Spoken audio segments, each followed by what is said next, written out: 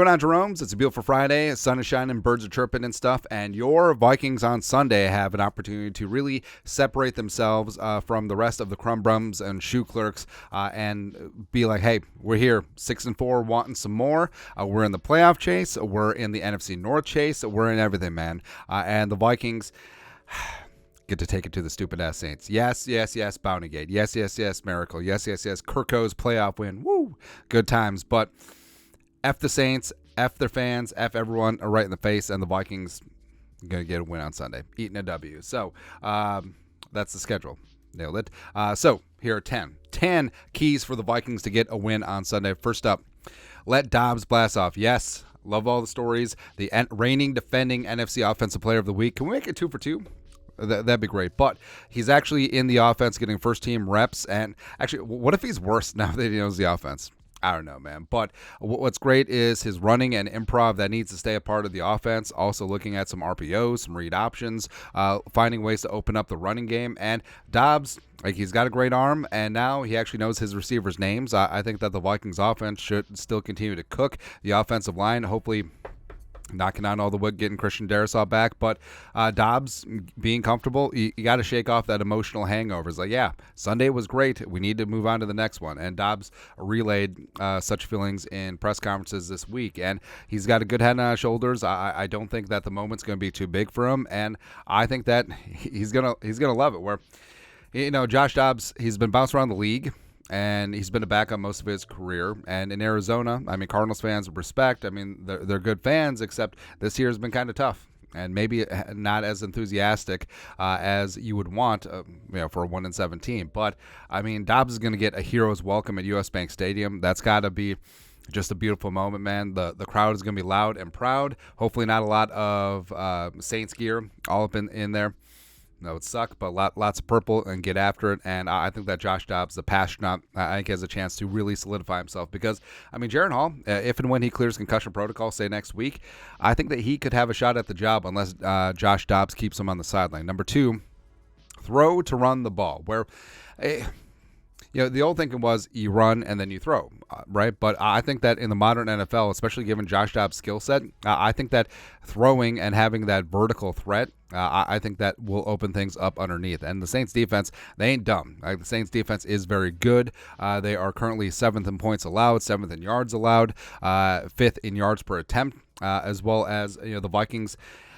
They got to find a way to run the football effectively, just by taking a little bit of pressure off of Dobbs and just setting up third and manageables. And the fact that it frustrates me so much watching every single play is an inside run on first down that goes for no gain. It's just rough, man. But you got to be able to pressure this defense vertically, and I think they'll open things up underneath because, as right now, basically what they're going to do is they're going to try and stack the box and be like, hey, Josh Dobbs, if you run, if you lead, I will follow anyway, all that stuff. And they're going to try to bring some heat. They're going to try a little bit of a mush rush. They're going to try and keep him contained in the pocket, and they're hoping that he's going to make a mistake, and he can't do that.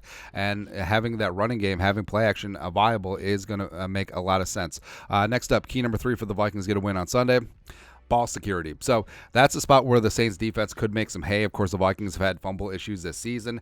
And frankly, if the Vikings didn't fumble away the first 3 games in the Chiefs game, they might be 9-0. As stupid as that sounds, it's not too far off. But hanging on to the ball is key. And Dobbs, he turfed it a couple times against the Falcons, including one where they recovered and ran it down inside the goal line. And then, goal line standby to Neal. No big deal. Should be Defensive Player of the Year, by the way. And Dobbs, 3 fumbles on the seasons. You got to take care of the rock. And hopefully him being comfortable in the offense, that's one less thing to think about. But you can't turf it against the Saints. Can't put him on a short field because even though the Saints offense is just can't spot those advantages, especially when you're at home. Next up, key number 4, creativity from O'Connell. So, again, one of the blessings in disguise of Justin Jefferson being out is that the offense has had to be a lot more multiple, get a lot more guys involved. And basically, the offense has flowed a lot better over the last couple weeks. No, is not better without Justin Jefferson. But I think that Kevin O'Connell's play calling, his management of the game has greatly improved. And the Saints defense is stout, like we said, man, where they got Paulson Adebo, the reigning defending NFC Defensive Player of the Week. I mean, also they have Cam Jordan. Carl Granderson is really stepped up as a fantastic edge rusher for them. Demario Davis is probably one of the more underrated linebackers in the game. Pete Werner can get after it. Honey Badger is still a threat. Lattimore is a stud, except when he plays Justin Jefferson. And, I mean, this front, it's tough. I mean, you got Kalen Sanders from the Chiefs. You got Nathan Shepard. Probably was it Fort Hays State? I don't know, some small school. Brian Bruzzi's in the mix too. So, I mean, this is a damn good defense, man. And Dennis Allen, who you couldn't even pick out of a lineup, just completely as nondescript as a head coach goes, he's a good defensive coach. And that does travel. So we need some creativity from Kevin O'Connell to be able to combat that. Next up, key number 5, third down red zone. So the Vikings, with Josh Dobbs, they were able to move the football 7-16 on third, 1-1 on fourth. Of course, Josh Dobbs running for good times, man. Also, 3 of 6 in the red zone, which is key. And the Vikings, when they get down the painted area, they need to have 6. They can't have 3. They got to be able to keep the ball moving, keep that defense on skates, get them tired out later on in the game, and then go from there. And the Saints defense is third in the league on third down. So the Vikings, something's got to give in that regard. And you need guys, like Addison, like TJ Hawkinson, even though Saints are 21st in the league in terms of a tight end fantasy scoring, you need guys underneath, and maybe Ty Chandler taking on that Cam Akers, getting some third down catches and getting things done on the money downs. Next up, key number 6.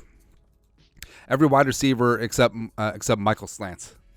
So basically, for the Saints, I mean, Michael Thomas is like wide receiver 4 right now. And Chris Olave, the second-year guy from Ohio State, can't really get on the same page as Derek Carr, but he is the most targeted player on the team by far with 85, 50 catches for 563 and 2. And, yeah, if you're playing him in fantasy, it's frustrating because the kid's got all the talent in the world. Derek Carr is just ass. Thank you. Rashid Shaheed, really nice story where UDFA last year and has come in and he's been a fantastic deep threat for the Saints. Does take the top off the defense. 26 for 501 and 3, 19.3 yards per catch. And it's going to be a bit of a game for Murph, who is coming off his best game as a Viking against the Falcons, as well as Evans on the outside. Blackman getting some reps as well. And the Saints, I mean, they're going to try and take a shot, and that's a good way to silence a crowd, take that deep bomb, take the top off the defense, and it's going to be a tough game. I think you're going to see a lot more coverage played by Flores against the Saints. Basically, hope that you can get a pass rush up front. And Andres Pete at left tackle, we'll take that every single day, baby. Ryan Ramczyk, the pride of Winona State, is a stud. They got McCoy and Ruiz up in there as well. But I do think that the Vikings will be able to get a pass rush, hopefully with just 4. And Daniil is going to have to spearhead that thing. And it's sitting back in coverage and just waiting for Derek Carr to make a mistake, which comes early and often. Next up, key number 7. Be ready for Taysom Hill. So, I mean, the best quarterback on the Saints may be Taysom Hill, right? So the jack of all trades, he's got 15 catches for 142 yards and a touchdown on 25 targets, as well as where he makes his dough is by being a wildcat quarterback. 49 carries for 255 and 3 on the ground, and he's still a big part of the offense. And you'd think that he was more of a toy of stupid ass Sean Payton. But no, Taysom Hill is deeply involved in this offense still. And it's going to be a big game for Hicks and Pace and Metellus because, frankly, I think the Vikings defense and Flores is going to come to play. I think Taysom Hill could be the wild card in this game. Next up, key number 8. Don't let Kamar beat you down. Of course, remember that stupid Christmas game? Actually, let's try to block that one out. But Kamara, since he has been back, 6 games, 618 total yards, 3 touchdowns, and it's going to be a big game for Harrison Phillips and company. And hopefully Jaquelin Roy will get in. Dean Lowry's still on the mend. But I think that the Vikings, I mean, they need to shut down the run because that's exactly what the Saints want to do. They don't trust Derek Carr, so they want to run it with Kamara. Jamal Williams, also very familiar with the Vikings. I think that they want to keep it on the ground and take a couple of shots deep. But basically run the clock, try and grind down the Flores defense, keep their defense fresh and the Vikings offense off the field. I think that's exactly what Dennis Allen and company are going to want to do. Next up, key number 9, let Derek Carr be Derek Carr. Again, Don't understand why the Saints went after Derek Carr. They're in salary cap hell because of the Carr contract, on top of other contract mistakes. But he's only got an 89.9 quarterback rating this season, and that drops down to 66.9. Nice when under pressure. Like, he will misfire, he will get frustrated, he will have miscommunications, which have happened a ton with the Saints offense, and I think that the Vikings could be primed for a takeaway or two from number 4. Lastly, key number 10. One big special teams play. So Greg Joseph, respect. He didn't miss a kick against the Falcons. For that, we thank you. Ryan Wright.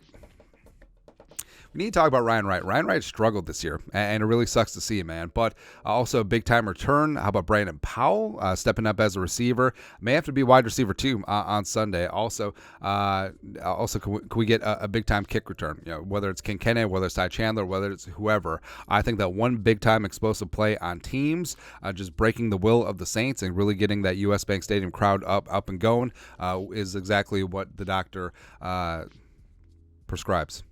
Nailed it. Final score prediction. I think that the Vikings actually get like a decent sized win in this one, where you're coming home, you're coming off that emotional win against the Falcons, yes, and the Saints. The Saints outlasted the Bears at home. That was a very near run thing. Of course, we know that the Bears are very poopy. So I think the Vikings have a statement win. I think the Vikings really solidified themselves in the playoff places. Right now, they're 63% to make the playoffs, according to the New York Times. It moves to 80% with a win against the Saints on Sunday. And I think Kevin O'Connell has them ready to play. I think they're fired up right now. I think they're focused. I think they're playing fun, fast, free ball. And it's house money right now, because this team should have been dead and gone at 1-4. But now at 5-4, 4 straight in a row, 5 out of the last 6. Let's make it more. Make it more, baby. So the Vikings get a big-time win, 29-13 over the stupid-ass New Orleans Saints. Just another chapter of punishment, pain for that stupid franchise. There you go. But your thoughts are thoughts. Tan, keys for the Vikings to get a win on Sunday and move to 6-4. Let us know your thoughts and our thoughts in the comment section below. Subscribe for daily Vikings takes. Want to support the work? Put a little something in the Venmo. But till next time, Skull Production Value.